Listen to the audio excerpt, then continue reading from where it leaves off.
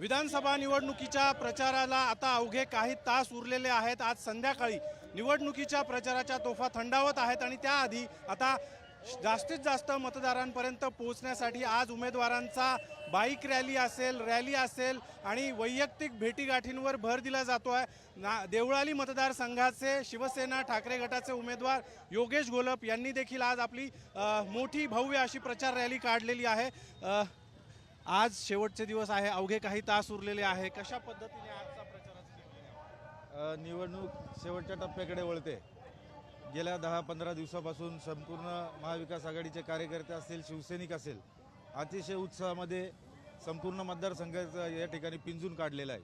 आपण उपस्थित या ठिकाणी सर्व सैनिक बघताय की इथं एकही माणूस भाड्याने आणलेला नाही आहे। स्वतः स्वयंस्फूर्तीने या ठिकाणी सगळी जनता, सगळे जास्तीत जास्त युवक या ठिकाणी त्यांच्या स्वइच्छेने आलेले आणि हे बघता महाविकास आघाडी नक्कीच देवळाली मतदारसंघामध्ये जास्तीत जास्त मतदारसंख्येने या ठिकाणी आम्ही निवडून येऊ। शेवटचे काही तास आहे, काय मनात सुरू आहे आता? मनात आनंदाचं वातावरण आहे। गेल्या पंचवार्षिकला जो बदल देवळाली मतदारसंघामध्ये एक भावनेच्या भरामध्ये भावनिक वातावरण करून जो बदल केला होता, त्या बदलाला अतिशय त्रस्त झालेली देवळाली मतदारसंघातली जनता, त्याचंच ही प्रचिती आपल्याला संपूर्ण दिसते।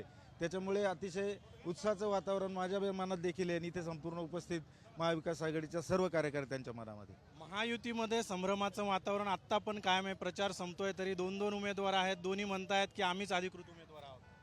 अतिशय हास्यास्पद ही देवळालीची निवडणूक महायुतीची झालेली आहे। त्यांना त्यांचा उमेदवार अजून डिक्लेअर करता येत नाही, म्हणजे त्यांचा एकमेकांवर विश्वास राहिलेला नाही आहे। त्याच्यामुळे त्यांच्याकडे जास्त लक्ष न देता मी जे काम केलेले, जे काम करणार आहे त्या मेरिटने मी पुढे चाललो आहे आणि यशस्वी होऊ। कोणते मुद्दे आहेत यावेळी? रोजगारीचा विषय, त्याच्यानंतर शेतकऱ्यांचा विषय, लाईटीचा विषय, असे अनेक विषय की या मतदारसंघात 5 वर्ष पूर्ण ठप्प झालेले आहे। फक्त कमिशन, रस्त्याचे कामं, विकासाचा फुगा एवढंच या मतदारसंघात झालं। 20% कमिशन घेऊन आता त्या विद्यमान म्हणतो आपण, त्या माझी झालेली आहे। ह्या प्रकारचा समजा विकास देवळाली मतदारसंघात झालेला आहे। येणाऱ्या युवकांचे जे प्रश्न असतील, नोकरीसाठी आपण काय करणार आहोत त्याचा कुठलाही नाही। 660 मेगावॅटचा प्रकल्प मागच्या पंचवार्षिकला शब्द दिला होता, मी त्यावेळेस विधिमंडळात तो प्रश्न मांडला आणि तो प्रकल्प वाचवला होता।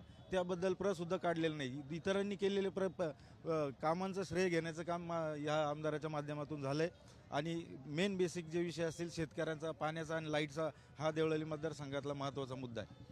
आपण पाहतोय विकासाच्या मुद्द्यावर आपण निवडणूक लढवतोय, अशा पद्धतीची भूमिका योगेश घोलप यांनी मांडलेली आहे। अवघे काही तास उरलेले आहेत, त्यामुळे आता प्रचाराची सांगता होण्याआधी जास्तीत जास्त मतदारांपर्यंत पोहोचण्यासाठी आता सगळी लगबग जी आहे ती उमेदवारांची सुरू असल्याचं आपल्याला पाहायला मिळत आहे। कॅमेरामन प्रवीण काळबांडेसह अभिजित सोनवणे, साम टीव्ही, नाशिक। देश विदेशातील प्रत्येक घडामोडींचे लाईव्ह अपडेट मिळवण्यासाठी आता साम टीव्हीच्या सर्व सोशल मीडिया प्लॅटफॉर्मला लाईक, फॉलो आणि सबस्क्राईब करा। तसंच सर्व नोटिफिकेशनसाठी बेल आयकॉन प्रेस करायला विसरू नका।